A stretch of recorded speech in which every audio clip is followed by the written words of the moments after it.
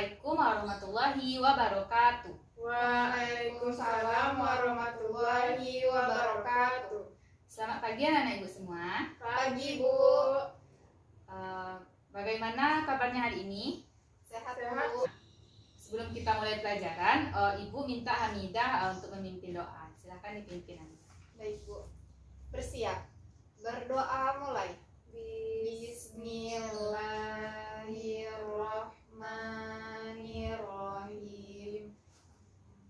Semoga dengan pembacaan doa tadi, maka lancarlah pembelajaran kita sampai selesai. Nah, sebelumnya ibu akan mengambil absen terlebih dahulu. Bagi nama yang terpanggil, angkat tangannya ya. Tri Rahayu Utami. Hadir, Bu. Hamidah. Hadir, Bu. Nah, bagus sekali anak ibu hadir semuanya pada hari ini. Tidak ada yang absen ya. Ibu. Nah, sekarang coba dibuka bukunya. Halaman 20.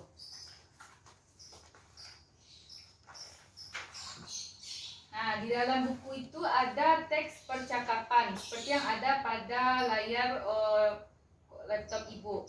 Coba Ayu berperan sebagai anaknya dan Hamidah sebagai ayahnya. Silahkan coba dibaca percakapan tersebut. Baca dengan keras ya, biar bisa didengar oleh teman-temannya. Baik, Bu.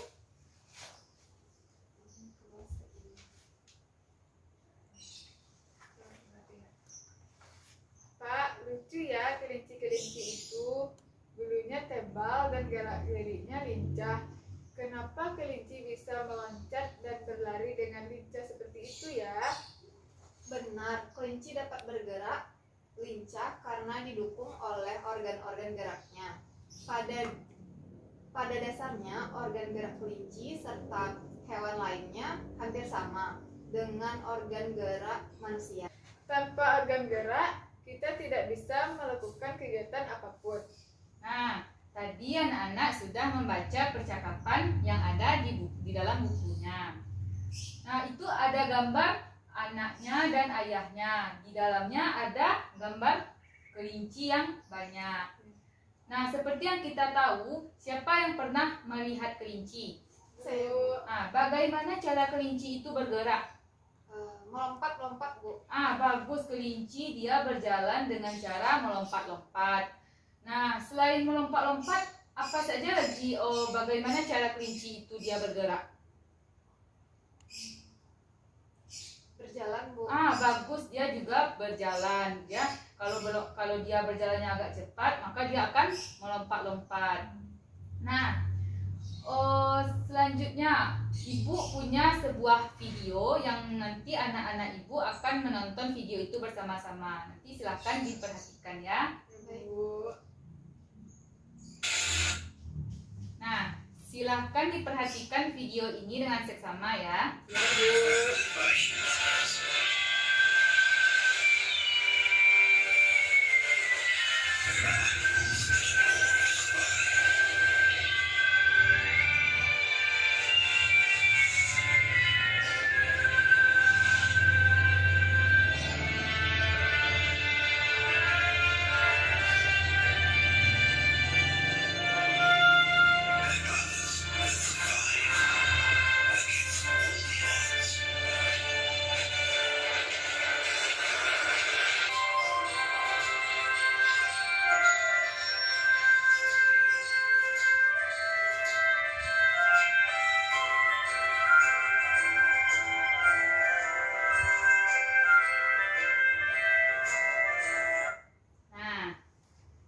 Tadi sudah memperhatikan video yang sudah ibu tampilkan tadi.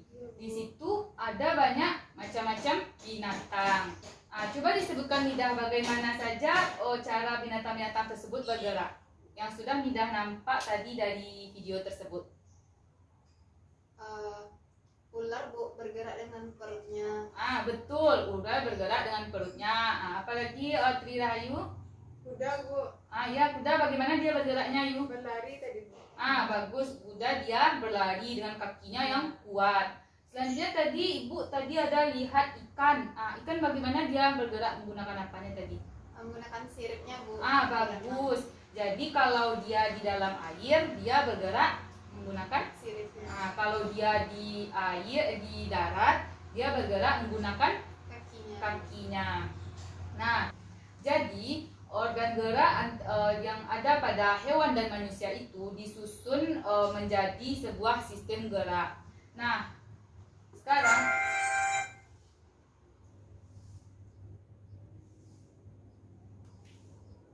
silakan coba diperhatikan. Hewan dan manusia itu ada memiliki persamaan dalam alat geraknya. Di mana yang pertama itu ada namanya alat gerak pasif dan alat gerak aktif. Yang dinamakan yang alat gerak pasif itu terdiri atas tulang. Bagus Hamidah. Dan sedangkan alat gerak aktif tersebut terdiri dari otot. Bagus, yang warna merah ini adalah otot. Siapa yang tahu kenapa dia disebut dengan alat gerak pasif? Karena alat gerak tersebut adalah alat gerak yang digerakkan oleh alat gerak lainnya. Bagus Hamidah. Disebut dengan alat gerak pasif karena alat gerak tersebut tidak bisa digerakkan tulang, tidak bisa digerakkan tanpa adanya otot yang melekat. Sedangkan alat gerak aktif adalah alat gerak yang disusun oleh senyawa kimia sehingga dia bisa menggerakkan tulang. Apakah tadi disebutkan di dalam sini tulang adalah alat gerak pasif, jadi dia tidak bisa digerakkan tanpa otot. Jadi apakah tulang itu tidak berguna bagi manusia atau hewan? Berguna, Bu. Berguna. Bagaimana? Kenapa dia bisa berguna, Hamidah?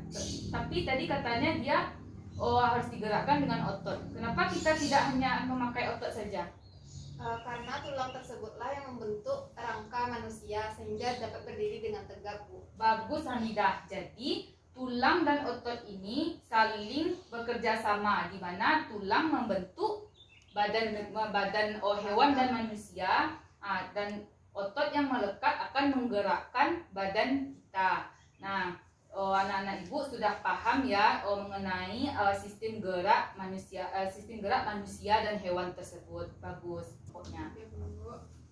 Nah, coba dibuka bukunya halaman 21. Di situ ada sebuah paragraf yang judulnya organ gerak manusia dan hewan. Coba silahkan dilihat dulu teks tersebut. Diperhatikan dulu teksnya.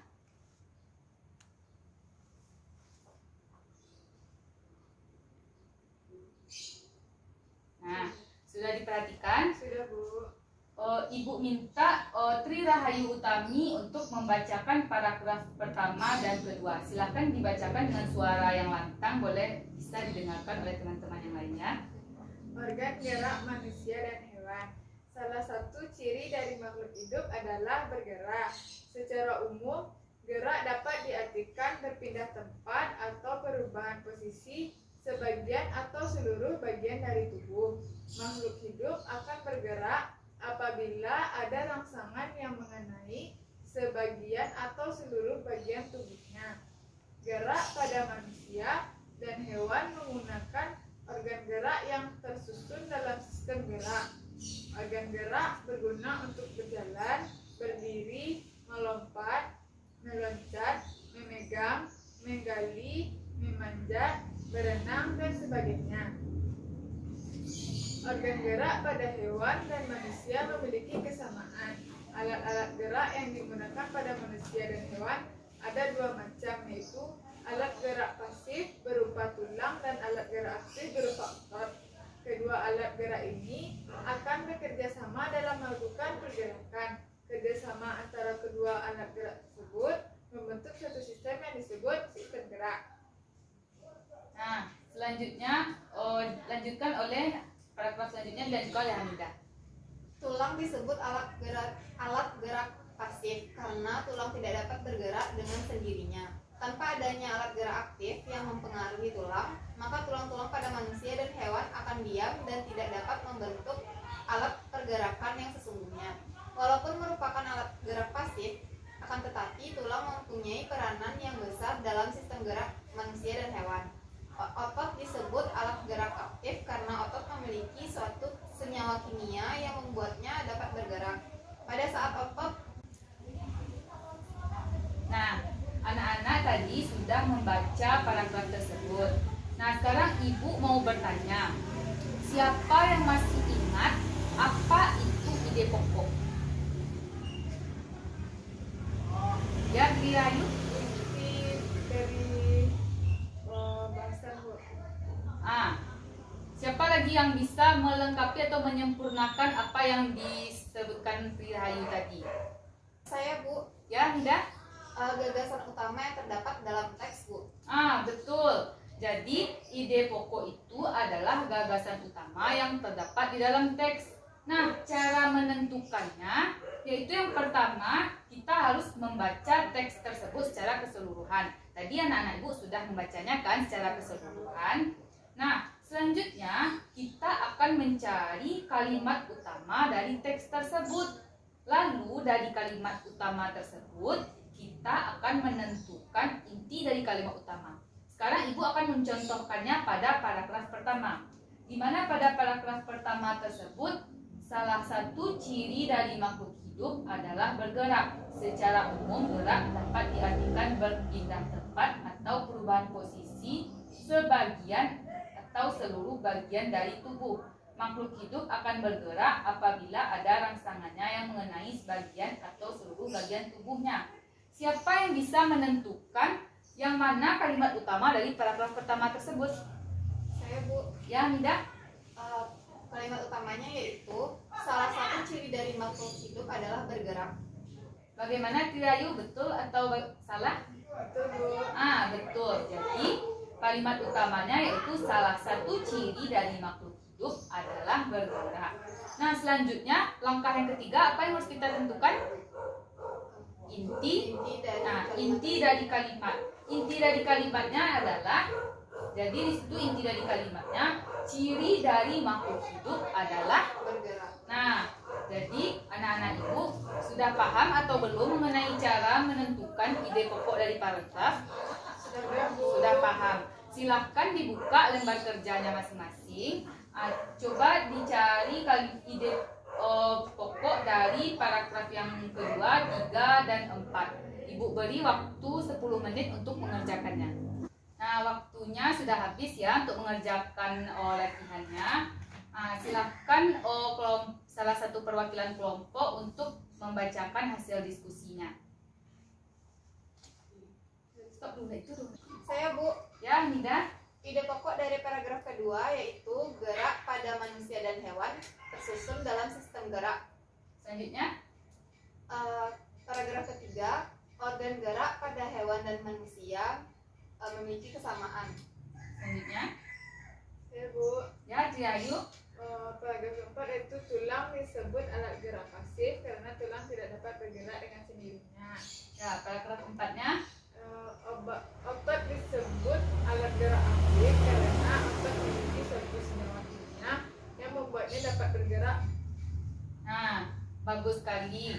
Kelompok tadi sudah menyelesaikan apa yang menjadi ide pokok dari paragraf kedua. Dari paragraf kedua itu tadi katanya gerak pada manusia dan hewan tersusun dalam sistem gerak. Ya, begitu Nida? Ya Bu, Yang kedua tadi organ gerak pada hewan dan manusia memiliki kesamaan.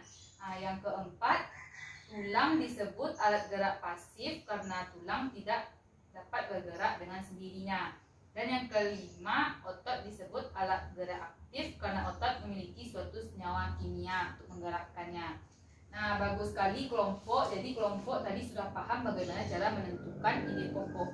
Sekarang Ibu mau bertanya lagi. Sesudah ide pokok tersebut selalu diiringi oleh kalimat pengembang. Coba Hamidah, apa itu yang disebut dengan kalimat pengembang? Kalimat pengembang adalah kalimat yang merupakan kalimat pendukung dari ide pokok Bu. Nah, bagus Hamidah. Betul sekali apa yang disebutkan Hamidah. Kalimat pengembang itu adalah kalimat yang menjadi pendukung dari kalimat pokok yang menjelaskan dari ide pokok tersebut. Nah, pada paragraf 1 kita contohkan. Kalimat utamanya yaitu salah satu ciri dari makhluk hidup adalah bergerak. Jadi kalimat pengembangnya yang mana Hamidah? Kalimat pengembangnya yaitu secara umum gerak dapat diartikan berpindah tempat atau perubahan posisi sebagian atau seluruh bagian dari tubuh. Kalimat pengembang kedua, makhluk hidup akan bergerak apabila ada rangsangan yang mengenai sebagian atau seluruh bagian tubuhnya. Nah, bagus sekali Hamidah. Jadi tadi sudah disebutkan oleh Hamidah apa itu kalimat pengembangnya. Sekarang untuk paragraf yang kedua, Ibu minta Tri Rahayu untuk membacakan mana kalimat pengembangnya. Kalimat pengembangnya yaitu organ gerak berguna untuk berjalan, berdiri, melompat, meloncat, memegang, menggali, memanjat, berenang, dan sebagainya. Nah, bagus. Jadi anak-anak Ibu sudah paham ya apa itu kalimat ide pokok, kalimat pengembang. Nah, sekarang Ibu minta satu orang untuk menjelaskan apa itu pengertian dari ide pokok, cara menentukannya, dan fungsi dari ide pokok. Ibu minta salah satu orang untuk maju ke depan. Siapa yang bersedia? Ya, Bu. Ya, bagus Hamidah, silahkan. Ide pokok adalah gagasan utama dalam teks. Cara menentukan ide pokok yaitu pertama, kita membaca teks secara keseluruhan terlebih dahulu. Kedua, kita mencari kalimat utama dari teks tersebut. Dan ketiga, kita tentukan inti dari kalimat utamanya. Kemudian, fungsi dari ide pokok adalah menjadi dasar pengembangan dari paragrafnya. Nah, bagus sekali Hamidah. Sangat betul apa yang disampaikan dan tadi. Beri tepuk tangan. Nah, karena Hamidah, kelompok Hamidah sudah bisa menjelaskannya, maka Ibu akan memberi penghargaan kepada Hamidah. Nanti setelah pelajaran ini selesai, Hamidah temui Ibu ya, Ibu kelompok Hamidah akan Ibu beri penghargaan. Baik, Bu. Nah, Terima kasih, Bu. Dan Ibu juga akan memberikan nilai tambahan di buku nilai nanti. Terima kasih, Bu. Nah, sekarang Ibu minta itu loh.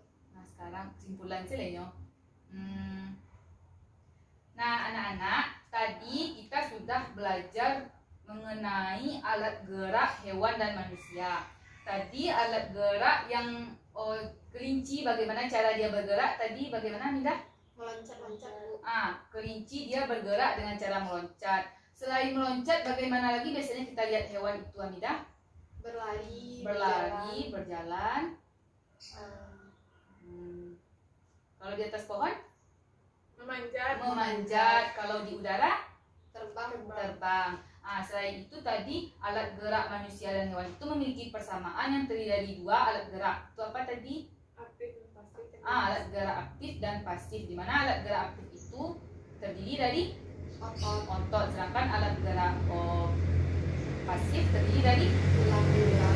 bagus. Nah, tadi kita juga sudah mempelajari mengenai ide pokok, di mana ide pokok itu adalah kalimat inti dari suatu paragraf, dan kalimat pengembang adalah kalimat penjelas dari kalimat inti. Nah, bagus, sudah paham anak-anak Ibu semuanya ya. Nah, karena waktu kita sudah habis, jadi Ibu cukupkan pembelajaran hari ini. Silahkan nanti anak-anak di rumah dibuka bukunya halaman 25. Jangan lupa dikerjakan latihan tersebut. Besok Ibu minta anak-anak kumpulkan latihan tersebut ya. Ya, Bu. Jangan lupa diulang-ulangi pembelajaran kita hari ini. Jangan sampai besok Ibu tanyakan lupa atau bagaimana ya. Ya, Bu. Nah, silahkan Hamidah dipimpin doanya. Baik, Bu. Siap gerak. Bersyukur mulai. Alhamdulillahirabbil alamin. Silahkan anak-anak Ibu istirahat semuanya ya. Ibu akhiri dengan Assalamualaikum warahmatullahi wabarakatuh. Waalaikumsalam